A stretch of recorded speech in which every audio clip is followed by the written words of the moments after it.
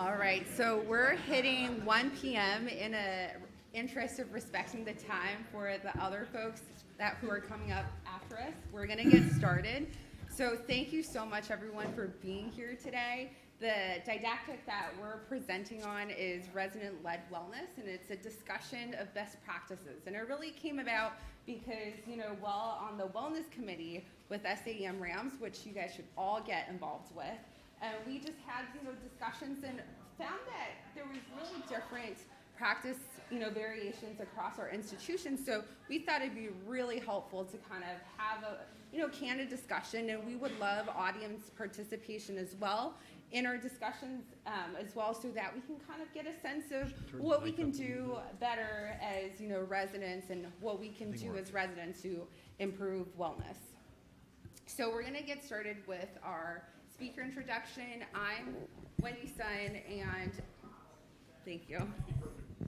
I'm Wendy Sun. I'm the immediate past president of SAEM RAMS, and I'm an incoming SAEM board of directors. I'm also one of the incoming chief residents at Yale. And then we're gonna go on to Dr. Victoria Zhao. Hi everyone, I am the incoming RAMS Secretary Treasurer for this coming year. I'm very excited to be here. I'm a rising PGY4 resident at Penn in Philadelphia and a rising chief resident as well. Hey everyone, my name is Kevin. I am a PGY2 at New York Presbyterian Queens. I'm on the Wellness Committee. Hi everyone, I'm Nicole Prendergast. I am one of the PGY4 and chief residents at Stanford, and I am also on the Wellness Committee as well. Hi everybody, I'm Alexis Cordone. I am one of the rising chief residents at Yale, and I've been the Wellness Committee director for the past 2 years. Hi everyone, I'm Ryan Pappel. I'm a RAMS board member at large, and I've been liaison to the Wellness Committee for the past year and this coming year as well. I'm a rising intern at BIDMC in Boston. And I'm L.A. Alvarez. I'm the Director of Wellbeing at Stanford Emergency Medicine. I'm also the chair of the Wellness Committee, so feel free to join us right after this session. And Dr. Alvarez has been an awesome mentor and role model for all of us. So the learning objectives of this didactic is to describe burnout trends within emergency medicine, particularly in the medical training level, identify areas where specifically targeted wellness interventions can make an impact. 3, implement the described wellness interventions at our own institutions, and describe some of the best practices of resident wellness. So Ryan, take it away. Thanks, Wendy. I'm going to define, just kind of based on the Agency for Healthcare Research and Quality, what burnout means. It's a long-term stress reaction marked by emotional exhaustion, depersonalization, and lack of sense of personal accomplishment. It's kind of those 3 components that form the scaffolding for what burnout is in professionals. I wanted to give an example here. In the past 24 hours, there was an article that came out in JAMA, actually a perspective piece by an emergency medicine resident titled, "We Are Drowning." I remember reading this, and I thought it was a great example to mention because so much of what she talks about in her perspective piece kind of hits these points of burnout. A couple quotes that I felt were impactful was discussing the series of difficult cases she's had to deal with and subsequently move on from quickly to get to the next patient. She says, "I feel internal quiet unease even after just a few years." She talks about how I'm constantly on high alert. I jump at noises. And the most impactful quote I read that demonstrates a lot of these principles of burnout is, "My colleagues and I witnessed so much tragedy. I tried protecting myself by not feeling, but that has made me hardened and angry. I didn't know how else to protect myself because feeling the pain all of the time was too much." So I think it's a very timely reminder that this impacts a wide range of residents, including those in emergency medicine. So I'm going to review a little bit of evidence. This was a 2019 study out of Annals of Emergency Medicine. It looked at over 1,500 emergency medicine residents, and it applied a kind of standard burnout inventory called the Maslow Burnout Inventory. And it showed the prevalence of burnout among EM trainees specifically up at 76%. It's very high. Now, some of the other estimates in the study varied, but I think the takeaway is it's likely over half, and that's a huge proportion of our trainee population, obviously. and notably it is the highest estimated rate at the time it was published of all of the resident specialties. Poor wellness likely impacts care of our patients. This is just a couple examples of some studies I found. I think it's intuitive, but when we have physician burnout, it has been related to lower patient satisfaction, longer patient-reported recovery time, especially when that depersonalization component was most prominent. Likewise, appealing to kind of the overall impact of mental health, depression has been associated in resident physicians with increased medical errors. There has been a lot of talk on burnout, especially among residents over the past couple years. It's becoming more prominent. This is an example of a wellness curriculum that was developed in 2018, published in AEM Education, that wanted to kind of focus on fostering resilience, both through non-didactic and didactic components. This study and its follow-up, which kind of talked about how that was implemented in the results, underscores how complicated this issue was. One aspect of this implementation study that was published was they actually found the statistically better measures of burnout, depersonalization, was at control sites, or it wasn't significant at all. So it underscores how much more we have to go designing these components to have the most success with the resident population. So I'm just going to set us up here in terms of a framework to talk about in terms of different kinds of interventions that we can do. I know that my residents are going to keep me honest here, and that's every time I talk about self-compassion and resilience, people will just hate the fact that the main issues here, the drivers for burnout, are actually systems issues. And so there's the Stanford Professional Fulfillment Model that talks about efficiencies of practice, the culture of wellness. Those are all part of the system. And yet, resilience is also part of it, personal resilience. If you're not able to take care of yourself, you're not going to be able to appreciate what's happening as well. And so this is from the National Academy of Medicine. I like this because it also incorporates other aspects like patient well-being, right? Many of us talk about moral injury when we're trying to do something and yet the system does not allow us to do that. And that betrayal is counter to what we believe, and we also get the sense that we're betraying ourselves. But beyond that, it also incorporates the idea that you are the doctor, you are the clinician, and in that relationship is also important. So when we always think of patient-centered care, it actually is counter what we are actually doing, right? We want to be able to practice medicine and not be dictated by simply what Press Ganey is telling us to do, what our patients are telling us to do. So that's important. And then you see the yellow aspects there, similar to the professional fulfillment model. Those are systems issues that need to be addressed. And so, in short, what I'm trying to say here is that solutions to address burnout and well-being should not just be focused on resilience. We cannot simply resilience our way out of burnout. We have to address systemic issues. And hopefully the team here, awesome residents and medical students, will be able to give us some tips and tricks of what they've done or what they've seen in their institutions to showcase that. Thank you, Dr. Alvarez. So in the next couple slides, we'll be going through each category, kind of talking about, the panelists will be speaking about what they do in particular at their institutions that kind of help address increased resident wellness there. So our first category is the external factor, and the conceptual model is societal culture. This is related to societal expectations, social economic climate, unconscious bias, stigmatization of mental health. And Kevin's going to start us off by sharing some of the hurdles that residents face in this realm and what his program is doing to combat it. All right, so a lot of the times what I'll see with my co-residents is that, like, with respect to mental health, often there's this idea that, you know, you're expected to take care of your doctors, you're not expected to have feelings because you have to move quickly, as Wendy had said, from one patient to another. So what we've been trying to do in our program is not only to reiterate that, like, mental health is important for oneself, but, you know, also supporting our residents in their vent sessions to us, but also supporting them if they choose to go and, like, I want to seek a therapist. And we're like, good, we support you. Let us know if you need any help getting to your therapist appointments, stuff like that. Other things we'll do in our program as well is, like, designated wellness sessions throughout our, like, after our conference, designated conference days. These wellness sessions are, they can be your generalized rant sessions, like, because you want to, like, humanize the resident experience. And sometimes the resident experience itself differs from what the attendings would necessarily see. And so having our attendings also kind of be witness to like what are our struggles right now, whether it's having to deal with a horrible consultant or having to deal with like why is my patient not getting seen or getting pushed to radiology and having horrible interactions with techs or like, you know, that horrible consult that you just keep getting refused for no reason. Stuff like that, but where it's part of the work culture we're expected to deal with, but you never really have that opportunity to like vent it and get it out of your system. It's good to hear that that's just not the experience in one Center for Super Excellence. Clearly in every single institution here, kind of resonated, right? I wanted to give a quick plug on how the professional organizations in emergency medicine like SAEM can play a role in resident-led wellness.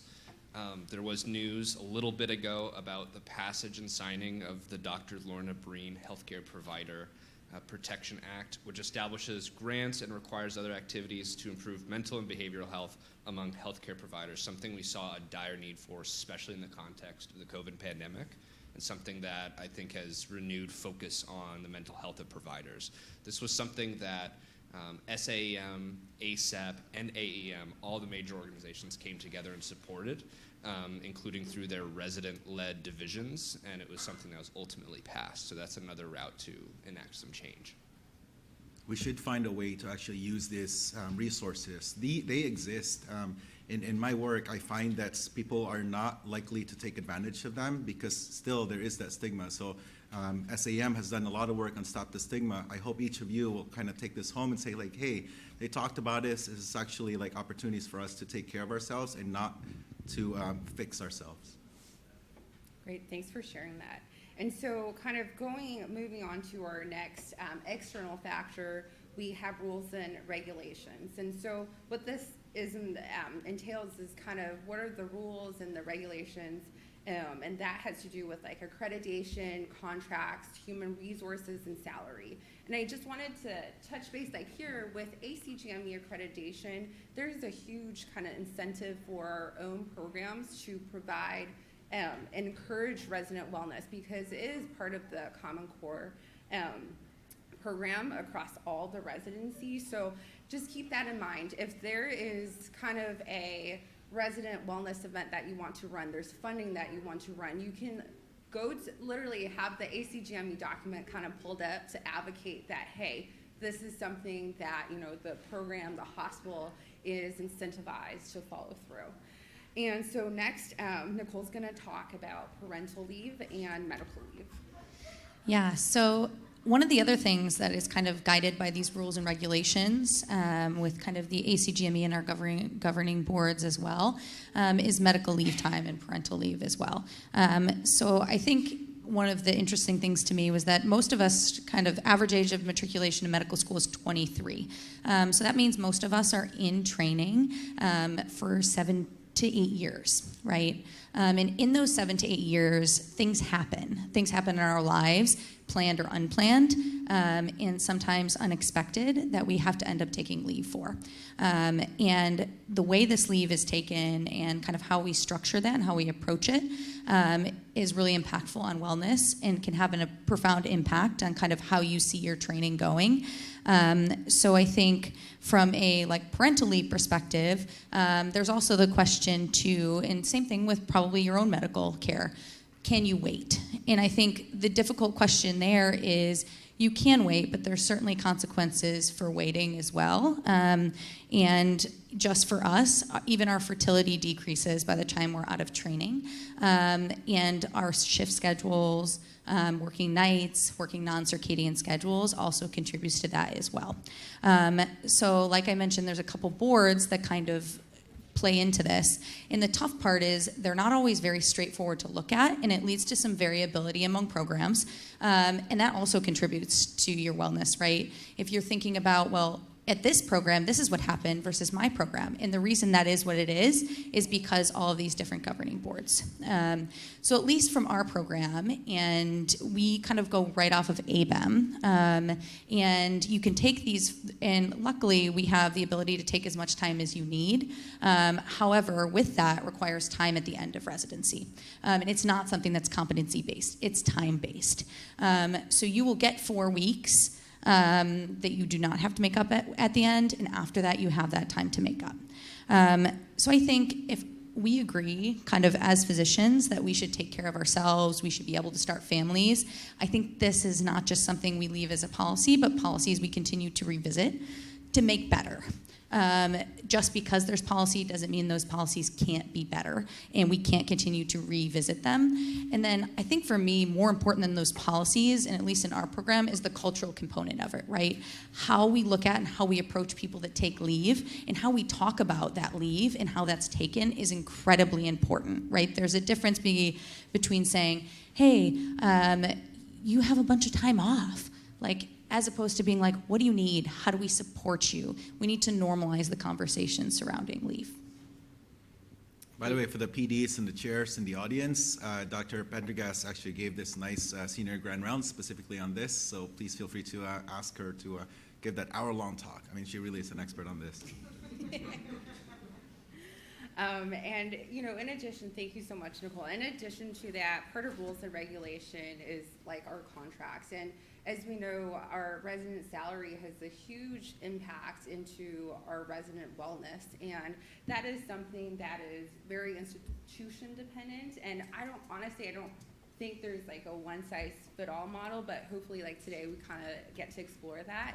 At Yale specifically, we have a Yale Senate who advocates for all of our residents on pay. So with the high inflations this year, they were able to actually leverage an 8% increase for resident salaries next year. And I think because they were able to get the head of our ACGME program, Dr. Hewitt, on board and really have close communication with him, we were able to advocate for that change. But we definitely recognize that this is not the same across all the institutions. And Nicole, do you want to kind of talk about what's been going on at Stanford? Yeah, so we're in a bit of an interesting position here, and probably for very kind of similar reasons all of you may have, is that like with this inflation rate, right, like every year the cost of living in any area of the country is going up.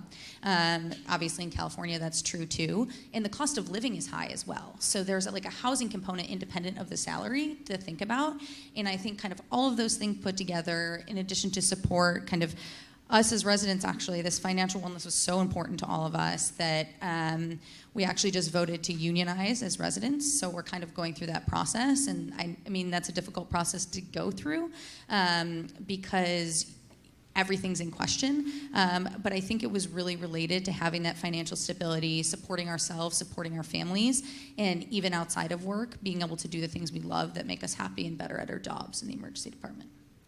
Thank you. And so in addition to salary, like moonlighting is also a huge aspect, and Alexis is going to talk about that. Hi, everybody. So I have a question. Which of you go to programs that allow moonlighting? Awesome. Any programs that don't allow moonlighting? Ooh, okay. So let's talk about that for a second. Where are my program directors at? APDs, PDs? Yes. Vice Chair of Okay, Education. thank you for coming. Thank you for coming. So one thing that I want to talk about is moonlighting. I think most of us did not go into medicine for the money, but being a resident comes with some financial barriers to success, right? And so one thing that I think is really, really important, just thinking about SAEM today, right? How many of you, again, show of hands, how many of you your program paid every single dollar that you have to spend to attend SAEM? How many of you? That's awesome. Okay. Congratulations. Anybody here have to pay money out of pocket to come? Yes, exactly. So for those of us from programs where maybe some of the financial support wasn't completely cost-inclusive, it's a barrier to being able to participate in academic endeavors, right? If you can't pay to come, right? If your flight is $700 and your program's not going to reimburse that, where do you come up with $700 when you're making $55,000 a year? Can you do that? So I think it's really important to think about these things It's really a great equalizer for residents to be able to moonlight, and of course not everyone can moonlight. People have concerns with visas and certain schedules, and you have to be a certain point in your training to moonlight, so of course it's not a one-size-fits-all solution, but for people with barriers to being able to participate in some of the things that can help advance your career, being able to moonlight is really important. The other interesting thing about moonlighting too is for residents who have other needs. So for example, if you have to pay for childcare, how do you pay for childcare when you're making $50,000 a year or $60,000 a year? It's really hard, right? So being able to do that, being able to pick up extra time can be really, really valuable. I know some of my friends in other programs where moonlighting isn't allowed. I have a friend with a daughter, and she cleans houses to make extra money so that she can pay childcare so that she can go to work. So that's really unfortunate. So I think moonlighting is something that's really important as something that's available for resident wellness. Yeah, and as we can see just by the show of hands, there's definitely a large, variation in where each residency is with kind of all the topics we're discussing. And I do hope, in kind of seeing the variations, if, there is an idea or part of wellness that you're interested in starting out at your program, I bet you that you don't have to start from scratch. We are in a great network of, residents and medical students, and I'm sure someone has done something out there. We'll talk about wellness committees later on, but people have written up plans before, and it's great that we're in this community because we can share our knowledge, and so I think that's really important in kind of recognizing that people have needed to start new initiatives at their own institutions, and you don't have to start from scratch. We're all here. And come support RAMS. Really, I know that Dr. Hon and Ryan are working on the financial well-being for residents and trainees, because why moonlight if there's a way to even increase your salary, right? I really commend the people who paid your way to get here to listen to this talk, right? That's amazing. But hopefully in the future, that's not something that you have to do. Exactly. So now moving on to organizational factors. So this external factor pertains to the culture of the emergency department, its values, and how it runs. So oftentimes there are formal structures in place, like our wellness committees. So I want to show of hands, how many of you guys have a formal resident wellness committee at your institutions? Okay. How many have a department-wide wellness committee? Okay. So this is really helpful. So Alexis is going to kind of talk to us about what some of the benefits and of a wellness committee. Thanks, Dr. Sen. So one of the awesome things about having a wellness committee, both a resident committee and a department-wide committee, is that it's a vehicle to ask for funding to support events, right? So that's really valuable. The other thing, too, that's really important about basically legitimizing the work that's done as part of the wellness committee is it's a way for professional advancement, right, to get acknowledgement for work that, quite frankly, takes time, takes effort. And so it takes your resources. So especially being in a world where a lot of this work is done by women, having the ability to institutionalize that this work is valuable, that this work is meaningful, that it contributes to a career, that's really, really valuable in and of itself. It's also incredibly helpful for forming relationships. Within the resident wellness committee that we have, we're able to do activities like this past year we went apple picking, which was nice because we could still social distance. It was outside, and so that was really valuable for us to be able to spend time together outside, but also for spending time with other members of your emergency department too, right? Building relationships with the nurses, with the techs, with the information associates, even with people who maybe you don't see all the time, like for example your ED radiologists. We just had a spring egg hunt for our department a few weeks ago. That was super fun. We had candy in little plastic eggs around the department. The emesis bags were a really popular place, and it was so much fun to take a few minutes from a really busy shift and just spend time with the nurses and talk about what we were doing to celebrate the spring. It was Passover, it was Easter, it was Ramadan all at the same time. People had a lot of plans, and it was really great to be able to talk about that with each other. Thanks, Alexis. And then Vicky's going to talk about diversity and inclusion. Yeah, so diversity and inclusion doesn't really fit in just this bucket. It really is in a lot of the many factors that we're talking about. I know that at my institution, recruitment of URM faculty and residents has been a huge part of the past few years, and I'm sure that you've seen that reflected in some of your programs and institutions as well. But I think this is a really important part of the culture of wellness at our institution. Our faculty and our residents now better reflect our community and the patients that we see, and I think that makes all the difference to connect with your patients and provide them more equitable care, which was a huge part of SAEM and the big plenary that we had this morning. Especially supporting those members is one of the challenges that you have to face when you haven't had that amount of diversity in the past. And a big part of wellness for the URM members of our community is holding retreats for them specifically.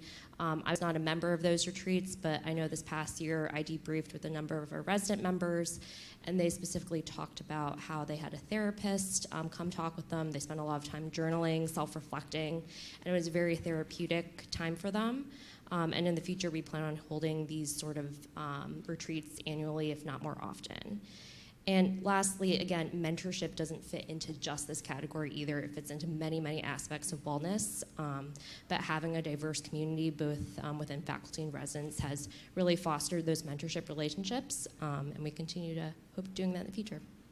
I must confess that at Stanford, even though we have the first chief wellness officer, we don't have a wellness committee in our department, and that's by design. I think that I really appreciate the work of Dr. Pendergast and the residents focusing on wellness, but I think that most of my work is actually focused on the efficiencies of practice. And so we have a human potential team that addresses, like we have a team that meets every month that like really focuses on the other efficiency stuff, and then the social stuff. Like that's when I think we need the collaboration from the residents, because in as much as I want to do so many of the social events, if it doesn't like jive with them, if it's not something that they want to do, then it's really not worth it, right? It's not worth their time.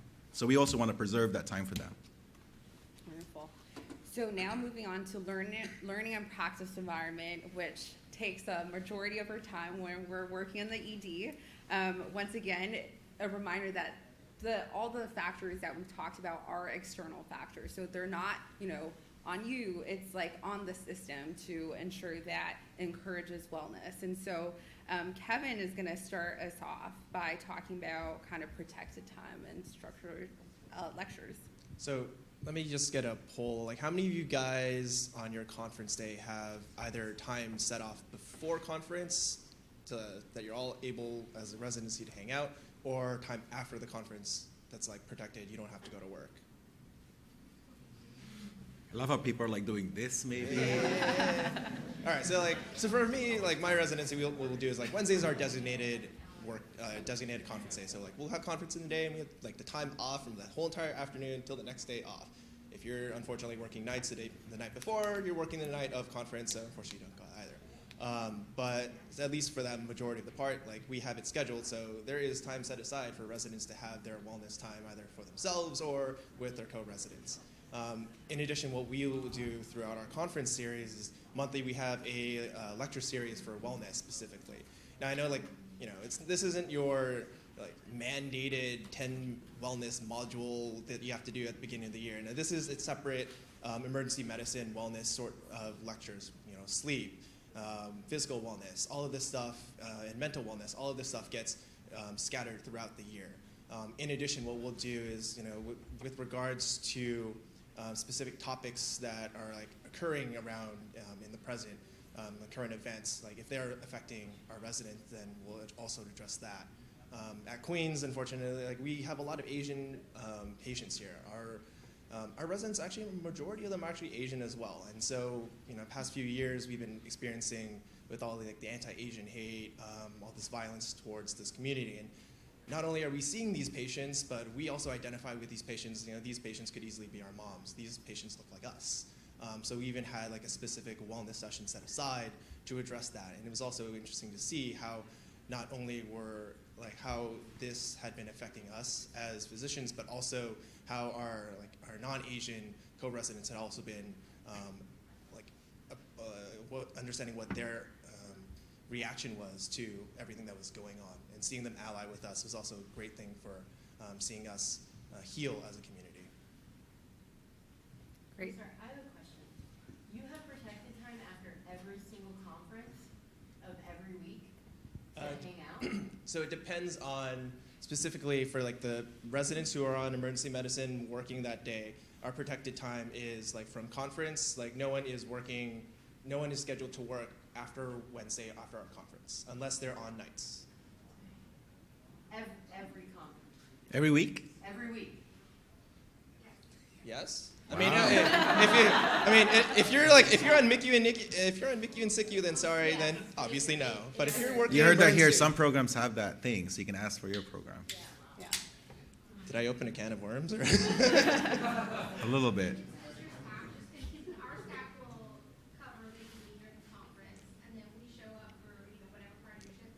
So does your staff just continue to cover basically the rest of the Yeah. So actually, we have a great APP population that works with us, and they will cover working the Wednesday morning while we're all at conference. They will also cover and assist for the Tuesday and Wednesday night that we don't have resident coverage.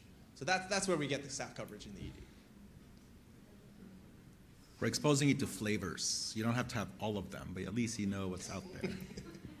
And like there are definitely residencies too who have coverage by attendings as well, and it's like a buy-in from all the attending faculties at their program. So there's definitely like a huge wide practice variation. And so now kind of moving on to mentorship and sponsorship. Yeah, so I think in addition to kind of working and doing our jobs on a daily basis, having kind of relationships and forming relationships with those people is incredibly important, and being able to foster kind of a niche within emergency medicine is awesome. So actually myself and my co-chiefs, one of our goals for this past year as chiefs was to kind of improve our mentorship and our kind of coaching programs, which is really big at our institution. Both having those people there that you can go to, even if you haven't quite figured out where you're at yet, and those kind of serve multiple different purposes. So we do have both of those. In trying to set up how do we figure out how to connect those people and allow those relationships to change over time was something that we wanted to work on. So at least for me personally, I've had an awesome experience with both my coach and my mentor. I just got back from an incredible trip in Africa doing a research project with my mentor that I've had since intern year. So that has been an incredibly powerful experience, and we're kind of hoping to continue to connect residents with faculty members so they can form those relationships, and they can get advice not just professionally but also personally, because people go through things and sometimes you need someone who's gone through that as well.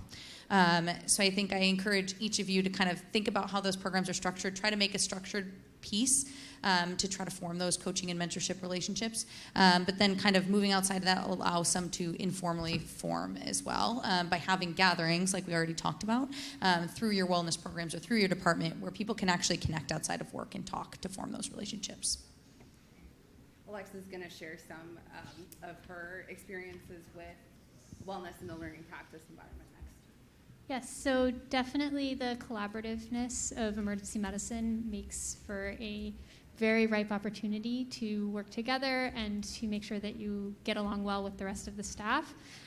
It's not just about hanging out outside of work too, right? It's about having opportunity to get to know each other at work and to bond at work so that when you're dealing with a situation that's really difficult, you feel comfortable with each other, right?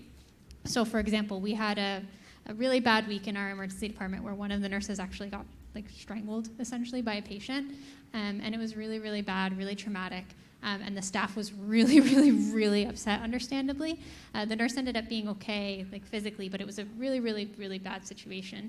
And so having those good relationships with everybody where you can say, okay, let's talk about this, or let's not talk about this, or what can we do that's helpful, really, really important. And from my perspective, maybe a week or two after that, I ran a resuscitation in which, of course, the staff was very upset on the heels of what had just happened, and a patient punched one of our nurses, and she actually lost consciousness. And so when that happened, because we have those relationships, right, because we put effort into building those relationships, you can take a moment and say, my goodness, we need to talk about this, or what do we need to do so that this doesn't happen again, right? And it's much easier to apologize to someone, right?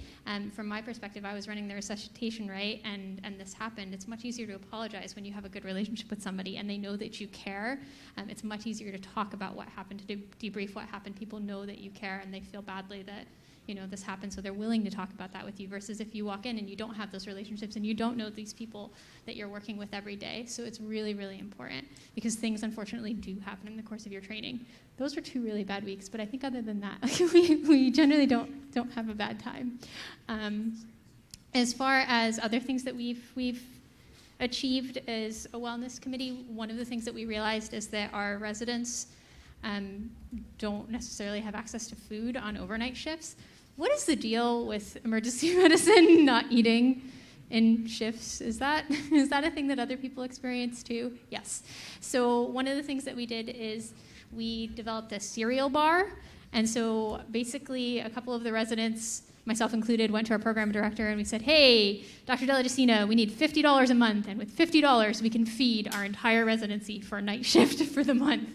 And so we bought cereal, and we have all different cereal options and shelf-stable milk, and we leave it out, and then the residents can go and eat cereal at night if they feel like they can't leave the department to get food or to pick up Uber Eats or whatever it is that people do, right? So they can still watch the board. And so that's really something that I think has been really great for our residents, because they feel like they can take a moment, eat their food, and then get back to work. Great. And Vicky's going to share. Who stops that? Like, who's responsible for making sure that stays full? You're looking at her? Next year, I just want to put out a shout out to Dr. Nashu. Dr. Nashu, just stand up for everyone. No. Okay. It will be Dr. Nashu next year. I'm just going to make a comment, because I wouldn't be so worried about food as the violence that you talked about. Yeah. You had residents getting punched. I mean, what's the security? Yeah, great question. We have fantastic security officers. Most of them are actually police officers as well.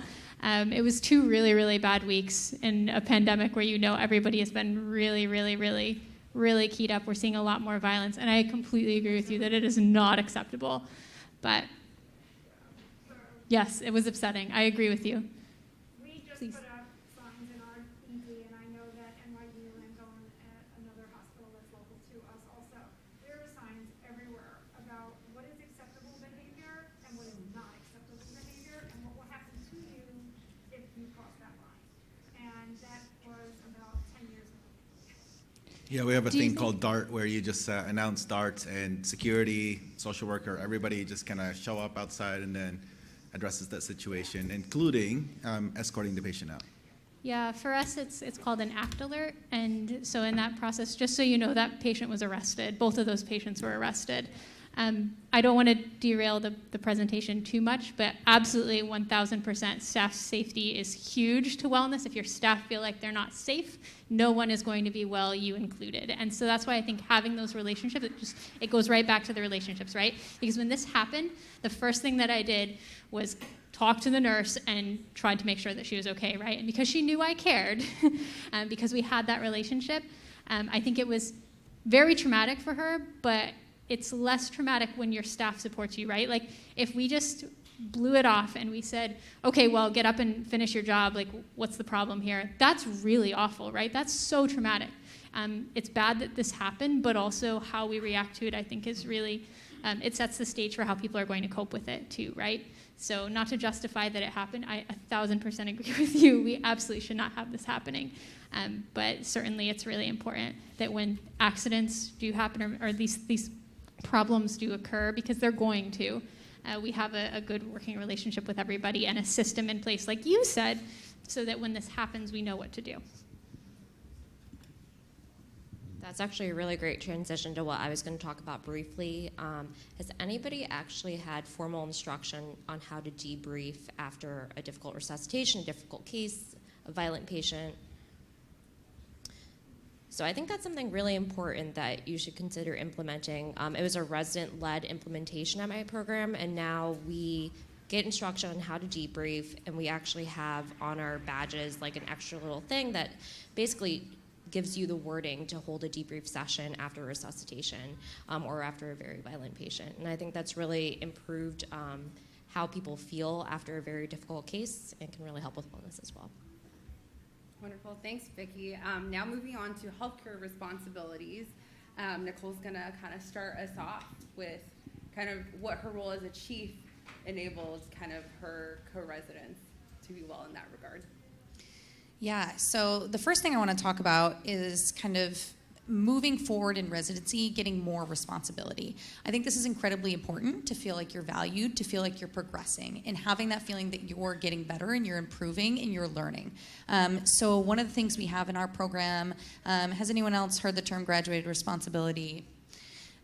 So we actually transitioned, and it was kind of interesting to be part of, and really cool to be part of this transition. We went from a 3 to a 4-year program, and I think all the residents sitting in the room here now also went through that transition, but got to see how these roles developed, how like we started to define and work on where a PGY2 should be at, where a PGY3 should be at, where a PGY4 should be at, and what do we want those roles to look like. So we essentially kind of formed the PGY4 role, not just as a physician, but also as an educator on shift, where now our 4th year, as a 3rd year, you go from seeing patients and maybe having 1 or 2 residents to supervise to actually supervising a 24-bed zone with 2 to 3 residents in supervising all of their patients. So you're given more responsibility, and you're given a whole department to run, including all the resuscitations and all the traumas. Those are your responsibility, and it kind of was a really cool thing that developed as a result of feedback from the residents that they wanted to feel like they were getting better and they wanted to be pushed. So that's kind of one of the things we did within our program.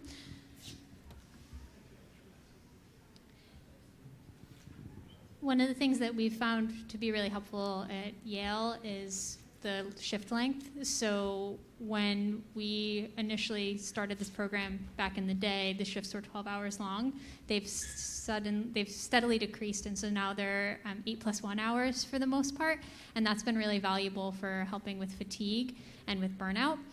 One thing that's important is you want to make sure that you're having the same patient care experience, right? You're not losing training opportunities, and so we've tried really hard to offload some of the lesser opportunities for learning to maybe other providers in the ED, so independent attendings or APPs, so that the residents are still getting those high acuity cases and aren't losing the learning opportunities.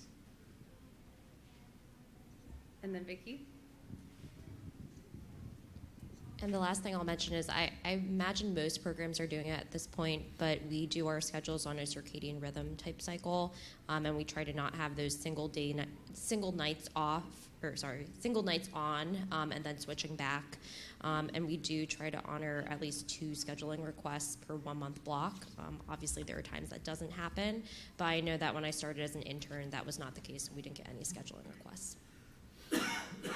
So it kind of sounds like a general theme is as you become a more senior resident, you do have abilities to actually make the residency better for your peers. For example, like the changing the shift length time, and we're able to do that by just looking at what our patient volume was and writing up a proposal, and it was done. All right, so moving on to our 2 individual factors, the first one being a personal factor. Nicole, do you want to speak to kind of call-outs and how you guys deal with that? Yeah, so I had the pleasure this year as being a chief, kind of working through a lot of call-outs and working through call-outs with COVID. So our policy is that if you cannot make it into a shift for any given reason, you call the chief resident who's on call, and that's one person. You're aware of who that is, and there's no questions asked with that call out, meaning we don't ask why they can't go in. They do not have to disclose anything. They are welcome to, and we are always happy to be there and support and to talk to them about that. But we do not ask or question why they're calling out, and we are always there to support. And this doesn't necessarily get back to anyone else. It's kind of between us and them. And then the other thing, in addition to call-outs, is how many of you have had to try to work your schedules or try to fit in doctor's appointments as residents? And was this easy or hard? Yeah, it's incredibly difficult. And I know for me, I had 2 kids during residency, so fitting in all those appointments, which I think there's like 17 appointments throughout your pregnancy, is so tough.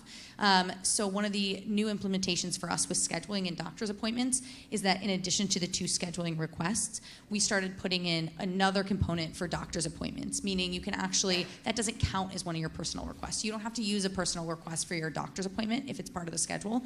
So you can make that happen and not feel like you're losing something else at the same time, and you can take care of yourself.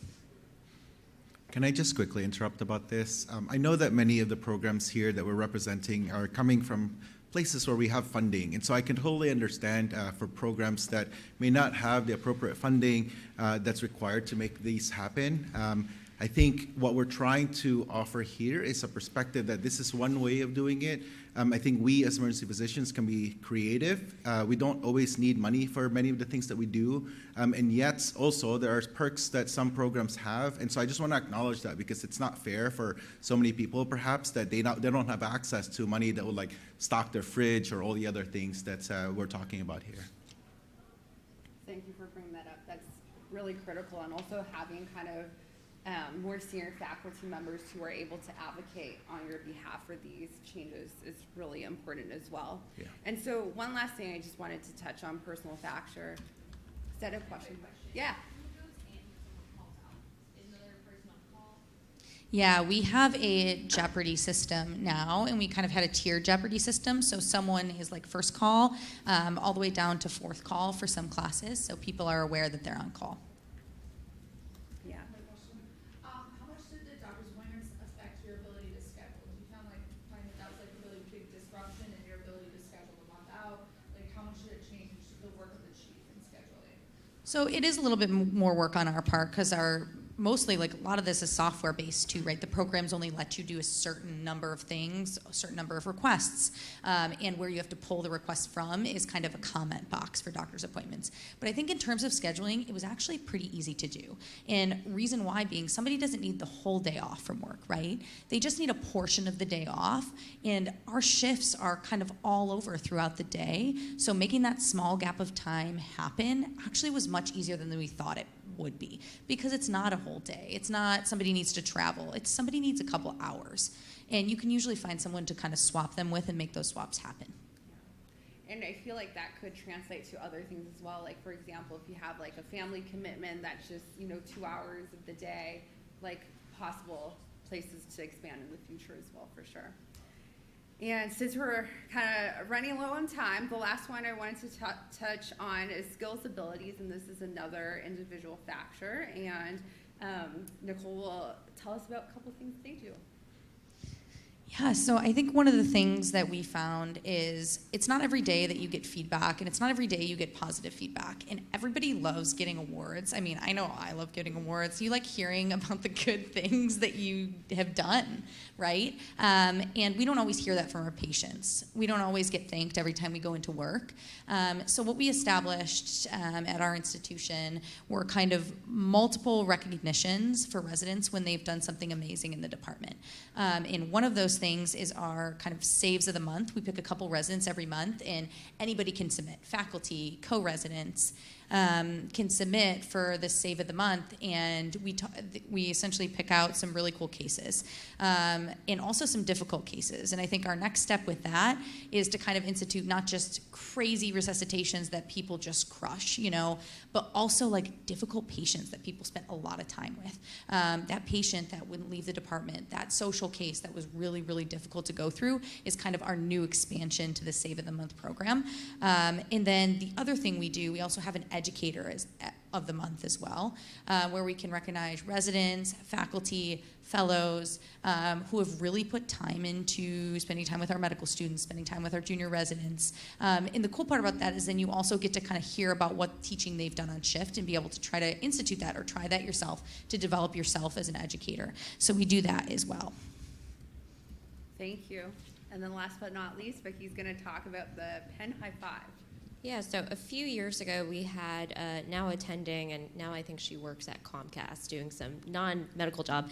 Anyway, she started she started this really great program called Penn High Five, and using a lot of IT help, we have all these, like, I bet a lot of you have screens in different parts of your departments, and you can send anybody in the whole department a high five, which usually has a GIF or like some silly animation, and it says a one-liner about, hey, this person did a great job today, they like crushed the LP, and it cycles throughout the whole day in the department, and I think it really helps build a lot of camaraderie, especially with your nursing and like tech colleagues. So. Gratitude, recognition, and appreciation are all free. So this is something that each of you can take home at your shop if you're worried about like funding these events. Wonderful. And so we're at time, so we're happy to stick around to answer any question and answer. So thank you guys all so much for, coming to our session. If you find us in the hallways, like, I personally would love to hear about, what you guys do at your institutions and, share ideas. We do have our wellness committee coming up, so if you have nothing going on in the next hour, come join us there. Thanks, Thank you. everybody.